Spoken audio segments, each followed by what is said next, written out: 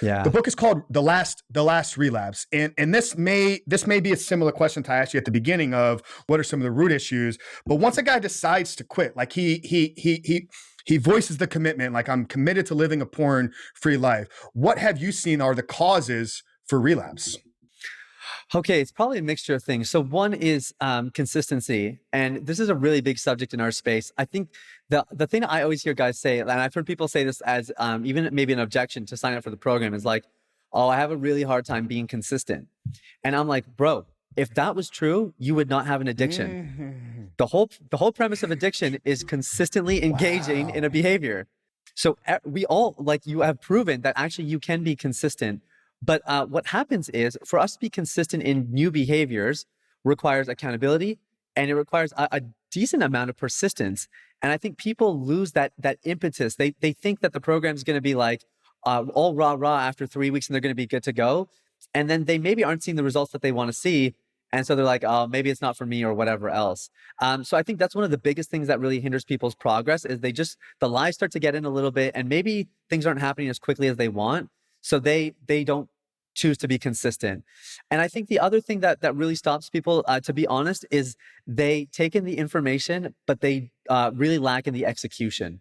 And so we're actually restructuring some of our things in the next little bit here, because I would say I had probably made a bit of a mistake early on of just thinking, if I inform you enough, then eventually you'll be compelled to make the changes, not realizing, oh no, I have to do my job as a coach to really not just be like, hey, I think maybe you should consider this, but be like, bro, you need to do this. This is your next step.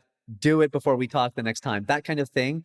And really pushing people into action, because the only way you grow is really by taking massive action. You're not going to know everything. You're not going to feel totally confident in it. You just have to take a step, take that leap, and then take the next leap after that, and the next leap after that.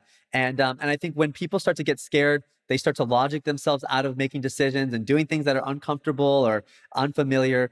That's when we start to see people struggling a lot more and not really getting the results they want. Yeah, I love that you touched on like the addiction to self-development, the addiction to personal growth. I shot an entire video on this. Like you're addicted to the concept of nofap. You're addicted to consuming these videos. You're watching them every single day, but then you're not actually doing anything with the information that you're consuming. And I can speak on that because that was me for a really long time through my 20s and 30s. I mean, I'm sure you can see behind me, there's hundreds of books. I didn't actually start actioning on any of these things that I read until a couple of years ago, but I've been reading like a book a month since I was 18 years old.